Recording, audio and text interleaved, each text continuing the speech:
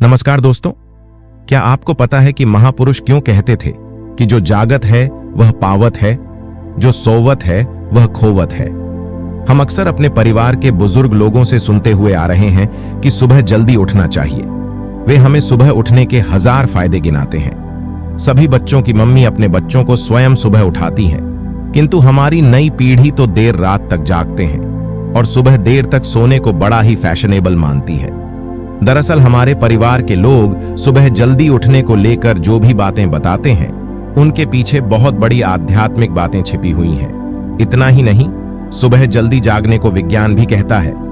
वही विज्ञान उन्हें उनके पूर्वजों ने सिखाई थी और अब वह हमें सिखा रहे हैं। सुबह के समय का जो मुहूर्त होता है उसे ब्रह्म मुहूर्त के नाम से जाना जाता है और इस समय हमारा दिमाग, प्रकृति के वातावरण और जो सुबह ब्रह्म मुहूर्त में उठता है उस व्यक्ति के साथ सब कुछ बहुत ही सकारात्मक रूप से क्रियान्वित होता है। रोज रोज सुबह के समय पर जो भी प्रार्थना या ध्यान किया जाता है उससे सकारात्मकता और सफलता मिलती है। दोस्तों, एक कथा व्याप्त है जिसमें सिर्फ ब्रह्म मुहूर्त के रहस्य के साथ एक ऐसी ध्यान की विधि बताएंगे जिससे अगर कोई 21 दिन अपनाता है तो वह अपने सपनों को साकार कर सकते हैं। उसे ब्रह्मांड की शक्तियों की विशेष मदद मिलने लगती है। इसके साथ ही वह व्यक्ति स्थिर और बुद्धिमान बन जाता है। तो चलिए मैं आपको वह कथा सुनाता हूं। एक समय की बात है, नारद जी जब आकाश मार्ग से होते हुए जा रहे थे, तभी रास्ते में उनको इंद्र देवता मिले। वह नारद जी से पूछने लगे कि हे नारद जी, मैंने देखा है कि प्रत्येक इंसान जो सुबह के समय ब्रह्म मुहूर्त में उठता है वह बहुत सुखी रहता है। ऐसा क्यों है? अब नारद जी को इस बात का ज्ञान नहीं था। उन्होंने कहा कि हे इंद्रदेव, मैं तुमको तुम्हारे प्रश्न का उत्तर कल दूंगा। और वहां से सीधा पहुंचे भगवान विष्णु की नगरी वैकुंठ लोक और वहां पहुंचकर भगवान विष्णु नारद जी से बोले, हे नारद जी, आप बड़े चिंतित दिखाई पड़ रहे हैं, आपको किस बात की चिंता है? तब देवर्ष नारद जी से बोले, हे भगवान, आज मैं आकाश मार्ग से होता हुआ वैकुंठ लोक की तरफ वीके रहा था। तब रास्ते में मुझे देवराज इंद्र मिले। उन्होंने मुझसे पूछा कि नारद जी, जो लोग सुबह सुबह ब्रह्म मुहूर्त में उठते हैं वह सभी इतने खुश क्यों रहते हैं? हे भगवान, मैं इसी प्रश्न का उत्तर आपके पास जानने के लिए आया हूं। तब भगवान विष्णु कहते हैं, हे नारद, वाकई में इंद्रदेव ने आपसे यह प्रश्न पूछकर समस्त मानव जाति का कल्याण किया है। कलयुग के मानव के लिए यह प्रश्न इतना महत्वपूर्ण है जैसे उसके शरीर में बसी हुई उसकी जान है। देवर्षि नारद, मैं आपको इस प्रश्न का उत्तर एक कथा के माध्यम से बताऊंगा।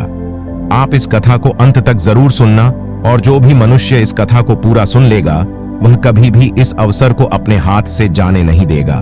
ब्रह्म मुहूर्त का रहस्य जानकर जीवन बदल जाएगा दोस्तों। तब देवर्षि नारद बोले, हे भगवान, आप कहिए तो सही, मैं इस कथा को पूरा सुनूंगा और समस्त लोक जगत में भी विख्यात करूंगा। तभी भगवान विष्णु कथा को सुनना प्रारंभ करते हैं। एक समय की बात है, एक नगर में एक लड़का रहता था। वह लड़का अच्छा था, लेकिन उसकी एक खराब आदत थी कि वह देर तक सोता रहता था। सुबह उसे जगाने के लिए लाखों प्रयास किए जाते थे, किंतु सबने हार मान ली थी। वह लड़का कभी 9 बजे से पहले नहीं उठता था। जब वह बालक था तब परिवार ने सोचा कि जब यह बड़ा हो जाएगा तो इसकी आदत में सुधार हो जाएगा। किंतु वह लड़का जैसे जैसे बड़ा होता गया उसकी यह आदत और भी ज्यादा गहरी होती चली गई। दुनिया इधर से उधर हो सकती थी, लेकिन वह लड़का कभी जल्दी नहीं उठ पाता था। उसके पिता उसकी इस आदत से बहुत ज्यादा परेशान रहने लगे थे। उस लड़के को ढेरों नकारात्मक शक्ति ने घेर लिया था। वह सभी को पलटकर जवाब देता था, दिन भर उदास रहता था। इसका असर उसके स्वास्थ्य पर भी पड़ रहा था। जब उस लड़के को यह पता लगा कि उसके सारे दोस्तों सफलता को प्राप्त कर चुके हैं, तब वह और भी ज्यादा दुखी हो गया और ईश्वर को कोसने लगा। वह बार बार कहता था कि मेरी किस्मत खराब है, किंतु उसके पिता अच्छी तरह से जानते थे कि उस लड़के के असफल होने के पीछे क्या कारण है। दोस्तों, भगवान विष्णु कहते हैं, हे नारद, एक दिन की बात है, उसके पिता को किसी सन्यासी के बारे में पता चला तो तुरंत वह अपने बेटे की समस्या को लेकर सन्यासी के पास जा पहुंचे। पिता ने उस सन्यासी को बड़े ही विस्तार से अपने बेटे की आदतों के बारे में बताया। सन्यासी ने कहा, कि कल आप अपने बेटे को इस आश्रम में आने को कहिए। पिता घर की ओर चला गया। उन्हें पता था कि अगर वह सीधे तरीके से बेटे से सन्यासी से मिलने के लिए कहेंगे तो वह कभी तैयार नहीं होगा। उन्होंने बेटे को अपने पास बुलाया और कहा, तुम्हारे सारे दोस्तों जीवन में सफलता प्राप्त कर चुके हैं, क्या तुम सफल नहीं होना चाहते हो? लड़के ने उत्तर दिया, जरूर पिताजी, किंतु जब भी मैं अपने मित्रों से उनकी सफलता का रहस्य पूछता हूं तब वे मुझे कुछ नहीं बताते हैं। पिता ने कहा कि मुझे यह रहस्य पता चल गया है कि वह सभी क्यों सफल होते जा रहे हैं। लड़के ने बड़ी उत्सुकता से पूछा, क्या पता चला है पिताजी? कृपा करके आप मुझे बताइए। पिताजी ने कहा कि कल सुबह तुम्हें एक सन्यासी के आश्रम में जाकर उनसे मिलना है। यदि तुम वहां पर समय से पहुंच गए तो वह सन्यासी तुम्हें ऐसा मंत्र बताएंगे जिससे तुम सफल हो जाओगे, किंतु समस्या एक ही है। लड़के ने पूछा, क्या समस्या है? पिता ने कहा कि जब तक तुम सोकर उठोगे तब तक सन्यासी से मिलने का समय समाप्त हो जाता है। लड़के ने कहा कि पिताजी, मैं कल पूरी रात जागता रहूंगा और सुबह सन्यासी से मिलकर आऊंगा।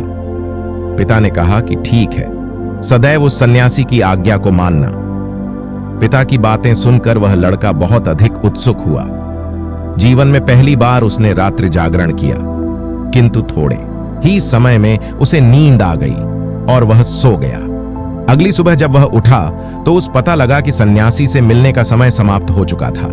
उसके पिता ने लड़के की ओर देखा और कहा कि तुम जीवन में कभी सफल नहीं हो पाओगे, जाओ जाकर सो जाओ। पिता की यह बात सुनकर लड़के को बहुत दुख हुआ। उसने मन ही मन स्वयं को चुनौती दी कि कल सुबह वह सन्यासी से मिलने अवश्य जाएगा। उसने अपने हाथ में एक छोटा सा एक घाव बना लिया। दर्द के कारण उस लड़के को रात भर नींद नहीं आई। ऐसा पहला अवसर था जब उसने अपनी जीवन में पहली बार सूर्योदय देखा था। वह तुरंत ही तैयार होकर सन्यासी से मिलने के लिए चला गया। आज उसका अनुभव कुछ अलग था। वह बेहद शांत महसूस कर रहा था। चलते चलते वह लड़का जैसे ही सन्यासी के आश्रम में पहुंचा, वहां पर उसने देखा कि सन्यासी और उनके सभी शिष्य ध्यान लगाकर बैठे हुए हैं। ध्यान का समय समाप्त हुआ तब लड़का उस सन्यासी के पास पहुंचा और उन्हें प्रणाम करते हुए बोला कि आपके पास कोई ऐसा मंत्र है जिससे मैं सफल हो सकता हूं? कृपया करके मुझे वह मंत्र बताइए। मैं भी अपने मित्रों के समान सफल होना चाहता हूं और अच्छा जीवन जीना चाहता हूं। सन्यासी मुस्कुराए और बोले, अच्छा, तो तुम वही बालक हो?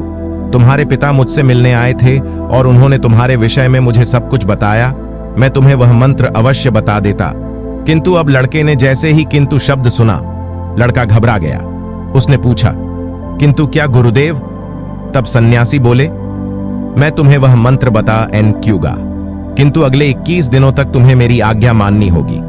मैं तुम्हें वह मंत्र 21 दिनों के बाद बताऊंगा। तब तक मैं तुमसे जो भी कार्य कहूंगा तुम्हें वह करना होगा। यदि तुम असफल हुए या कार्य के बीच से तुम्हारा संकल्प टूट गया तब उस मंत्र का असर नहीं होगा। दृढ़ निश्चय के साथ उस लड़के ने कहा कि मुझे आपकी सारी आज्ञा स्वीकार है। मैं अगले 21 दिनों के लिए आपका दास हूं। आप जो भी कहें मैं वही करूंगा।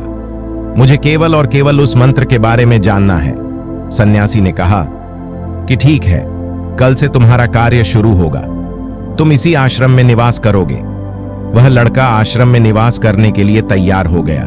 सन्यासी ने कहा कि यहां रहते हुए तुम्हें ब्रह्म मुहूर्त में उठना होगा और दूसरे शिष्यों की तरह ध्यान और तप करना होगा। साथ ही आश्रम के कार्यों में भी सहायता करनी होगी। ध्यान रहे, यह संकल्प टूटना नहीं चाहिए। अब लड़का सन्यासी की बातों से सहमत हो गया। अगले दिन से उसके कार्य के दिन की शुरुआत थी। इस बार लड़के ने इतना दृढ़ निश्चय किया था, किंतु 1 सप्ताह बीतने के पश्चात ही उसका संकल्प टूट गया और वह 8वें दिन देर तक सोता रहा। जब वह जागा तो उसने कहा कि मुझसे कितनी बड़ी भूल हो गई है।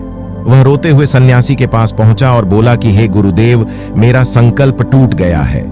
अब मैं जीवन में कभी सफल नहीं हो पाऊंगा। सन्यासी ने उसे समझाते हुए कहा कि एक बार फिर से शुरुआत करो, फिर से संकल्प करो। लड़के ने सन्यासी से प्रश्न किया कि सुबह उठना इतना आवश्यक क्यों होता है और यहाँ पर सभी लोग इतनी जल्दी क्यों उठ जाते हैं। तब सन्यासी ने लड़के को समझाते हुए कहा कि सुबह यानी ब्रह्म मुहूर्त में उठने के पीछे बहुत बड़ा विज्ञान छिपा हुआ है। लड़के ने कहा कि कृपया करके मुझे वो विज्ञान बताने की कृपा करें। सन्यासी ने कहा कि रात्रि को 4 पहर में बांटा गया है। पहला रुद्र काल, जिसका समय शाम 6 बजे से लेकर 9 बजे तक होता है। दूसरा राक्षस काल, जिसका समय 9 बजे से 12 बजे तक होता है। तीसरा गंधर्व काल, जिसका समय रात्रि 12 बजे से 3 बजे तक होता है। और सबसे अंत में जो पहर आता है उसे मनोहर काल कहते हैं। इस समय को ब्रह्म मुहूर्त या अमृत बेला के नाम से भी जाना जाता है। इसका समय 3 बजे से सुबह 6 बजे तक होता है, जिसमें 3:30 बजे से लेकर 5:30 बजे तक बहुत ही महत्वपूर्ण समय होता है। यह वह समय होता है जब पूरे संसार की नकारात्मक शक्तियां निष्क्रिय अवस्था में होती हैं और सकारात्मक शक्तियां सक्रिय होती हैं। ब्रह्म अर्थात देव, मुहूर्त अर्थात समय। ब्रह्म मुहूर्त का अर्थ देवों का समय होता है। सन्यासी आगे कहते हैं, इस समय देव धरती विचरण कर रहे होते हैं और जागृत मनुष्य पर उनका बड़ा ही सकारात्मक प्रभाव पड़ता है। ब्रह्म मुहूर्त ऐसा समय होता है जिसमें मनुष्य का मस्तिष्क बिल्कुल खाली होता है। इसमें किसी प्रकार के कोई विचार नहीं होते हैं और जब इस समय व्यक्ति अपनी पुस्तक खोलकर पाठ का अध्ययन करते हैं तो उन्हें सब कुछ जल्दी जल्दी याद भी होता है और यह लंबे समय तक याद रहता है। यह ऐसा समय है जिसमें हम ज्ञान को समझने का प्रयास करते हैं। इस कारण और आश्रम के सभी शिष्य और संसार में बहुत से ज्ञानी लोग ब्रह्म मुहूर्त में ही उठ जाते हैं। प्राचीन काल में रोशनी का कोई स्रोत न होने के कारण लोग अपने दिन का समापन सूर्यास्त के साथ और आरंभ सूर्योदय के साथ करते थे।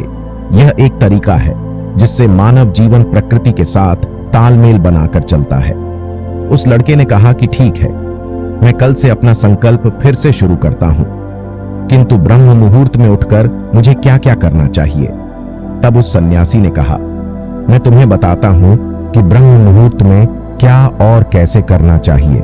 सबसे पहले उठकर धरती पर पांव रखने से पहले धरती माता को प्रणाम करना चाहिए। सन्यासी आगे कहते हैं, अपनी हथेलियों की ओर देखो और ईश्वर को धन्यवाद दो कि उन्होंने तुम्हें आज का सूर्योदय देखने का अवसर दिया। इसके बाद नित्य कर्म और स्नान करने से शरीर ही नहीं बल्कि मन की शुद्धता भी बढ़ती है। स्नान करने के पश्चात ध्यान की प्रक्रिया होती है। ब्रह्म मुहूर्त की ध्यान प्रक्रिया की अवधि 21 दिन तक होती है। इस विधि का उपयोग तब किया जाता है जब आप अपनी कोई मनोकामना की पूर्ति चाहते हैं। यह ऐसा समय होता है जब व्यक्ति अपने आज्ञा चक्र को सक्रिय करने पर काम करते हैं। सन्यासी आगे कहते हैं, आज्ञा चक्र दोनों भव के बीच होता है। यह संकल्प का स्थान भी कहा जाता है। अगर इस चक्र पर केंद्रित किया जाए और अपनी मनोकामना को बार बार दोहराया जाए तो मात्र 21 दिनों के भीतर वह पूर्ण हो जाती है।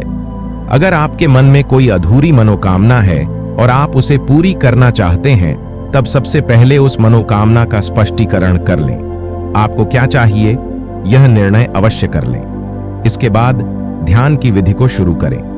ब्रह्म मुहूर्त में स्नान के बाद एक ऐसा स्थान PQ ने जहां पर वायु का प्रवेश हो। ध्यान में शुद्ध प्राण वायु का होना आवश्यक होता है।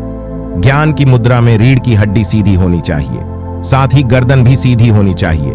सुखासन की अवस्था में दोनों हाथों को घुटनों पर रखकर आंखें बंद करके बैठ जाएं। हाथ की मुट्ठी को बंद कर लें और 2-3 मिनट तक बिल्कुल शांत हो जाएं। जब आपका शरीर स्थिर हो जाएगा और श्वास भी शांत हो जाएगी, तब उसके बाद अपना सारा ध्यान आज्ञा चक्र पर लगाएं। इस दौरान लंबी गहरी सांस लें और सांस को रोक कर रखें। इस समय आप अपनी इच्छा को मन ही मन दोहराएं। अपने मन की आंखों से इष्ट देव और देवी देवताओं, गुरुओं का चिंतन करें। सन्यासी ने कहा, जब सांस को रोकना कठिन हो जाए तब धीरे धीरे सांस को बाहर की ओर छोड़ें। सांसों को नाक से भरे और मुख से छोड़ें। इस प्रक्रिया को 3 से 4 बार प्रतिदिन दोहराना है। ऐसा प्रतिदिन करने से आपकी जो मनोकामना है वह अवचेतन मन तक अवश्य पहुंच जाएगी और इच्छा पूर्ति जल्दी होगी। आज्ञा चक्र सक्रिय होता है और हमारी आज्ञा को पूरा करता है। सांस को रोककर रखने के दौरान शरीर में आपातकाल स्थिति हो जाती है, जिससे कि आप बेकार की बातें सोचने और विचार करने से बचते हैं। इससे मन की एकाग्रता बढ़ती है। तब इच्छाएं अवचेतन मन में पहुंचती हैं। ब्रह्म मुहूर्त के समय पर ईश्वर की विशेष कृपा होती है और कोई भी व्यक्ति जब अपनी मनोकामना को इस समय दोहराता है तो उसकी इच्छा जल्द से जल्द पूरी होती है। इस प्रकार सन्यासी ने उस लड़के को ब्रह्म मुहूर्त का महत्व बताया। अगले 21 दिनों तक उस लड़के ने बड़े ही मन के साथ इस प्रक्रिया को अपनाया। अब वह बहुत ही ज्यादा अनुशासित और शांत स्वभाव का व्यक्ति बन चुका था। उस लड़के ने जैसे ही अपना संकल्प पूरा कर लिया, उसके पश्चात वह व्यक्ति बड़े ही प्रसन्न भाव से सन्यासी के पास पहुंचा और कहा, हे गुरुदेव, मैंने 21 दिनों का संकल्प पूरा कर लिया है। अब कृपया करके मुझे सफल होने का मंत्र बताइए। तब उस सन्यासी ने मुस्कुराते हुए कहा कि पिछले 21 दिन से जो अभ्यास तुम करते हुए आ रहे हो वही तुम्हारी सफलता का मंत्र है। जो व्यक्ति ब्रह्म मुहूर्त में उठकर ध्यान प्रक्रिया को सही से करते हैं वह जीवन में कभी असफल नहीं हो सकते। तुम्हें ब्रह्म मुहूर्त का रहस्य पता चल चुका है, अब इसे जीवन पर्यंत करो, तुम्हें जीवन के लक्ष्य और सफलता दोनों प्राप्त होंगे। उस व्यक्ति ने सन्यासी को धन्यवाद दिया और ब्रह्म मुहूर्त के नियमों का पालन जीवन पर्यंत तक करने का वादा भी किया। दोस्तों, अब तो आपको पता चल गया होगा कि ब्रह्म मुहूर्त क्या होता है। तब नारद बोले, हे प्रभु, अब मुझे ब्रह्म मुहूर्त का संपूर्ण ज्ञान हो गया है। इतना कहकर नारद जी ने भगवान विष्णु को धन्यवाद दिया और इंद्रदेव के पास जाकर उन्हें ब्रह्म ज्ञान का संपूर्ण ज्ञान दिया। दोस्तों, आप भी अगर अपने जीवन में हमारी प्राचीन परंपरा को अपनाओगे तो निश्चय ही आपके जीवन में बहुत ही जल्द सब कुछ बदल जाएगा। ब्रह्म मुहूर्त के दौरान उठने के कई लाभ हैं। ब्रह्म मुहूर्त का हमारे शास्त्रों में बेहद महत्व है। ब्रह्म मुहूर्त में ध्यान करना बहुत फायदेमंद होता है। ब्रह्म मुहूर्त में नकारात्मक सोच से दूर रहना चाहिए। यह समय बहुत शुभ होता। ऐसी मान्यता है कि इस दौरान भगवान धरती पर आते हैं और अपने भक्तों की सभी इच्छाएं पूर्ण करते हैं। इसलिए हमारे घर के बड़े जल्दी उठने की सलाह देते हैं। हालांकि इस दौरान उठने के कई फायदे भी हैं। सूर्य की पहली किरण पृथ्वी पर पड़ने से पहले बिस्तर को छोड़ देना चाहिए। इससे स्वास्थ्य अच्छा रहता है और दिमाग भी तेज रहता है। ब्रह्म मुहूर्त एक ऐसी समय अवधि है जो मानव शरीर को कई लाभों के साथ दिव्य आशीर्वाद देती है।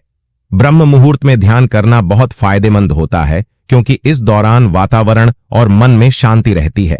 ब्रह्म मुहूर्त में पूजा पाठ करना बेहद लाभकारी माना जाता है।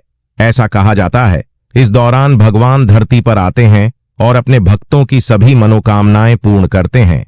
ब्रह्म मुहूर्त में अपने विषय और अपने किसी भी कार्य की पूर्ति की कामना रखने से उनकी पूर्ति होती है।